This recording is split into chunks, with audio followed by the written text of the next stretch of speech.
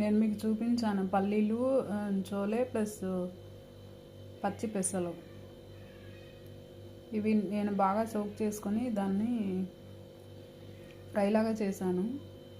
దానిలో carrot, beetroot అవన్నీ add చేశాను. ఇలా గార్నిష్ చేసుకొని గ్రీన్ టీ తాగాలండి. మార్నింగ్ బ్రేక్ఫాస్ట్కి చాలా బాగుంటుంది. ఇలా చూడ్డానికి చాలా బాగుంది కదా, కలర్గా ఉంది, సూపర్ టేస్ట్ ఉంటుంది. ఇలా ఒక బౌల్ కనుక హెల్దీ బ్రేక్ఫాస్ట్ తీసుకొని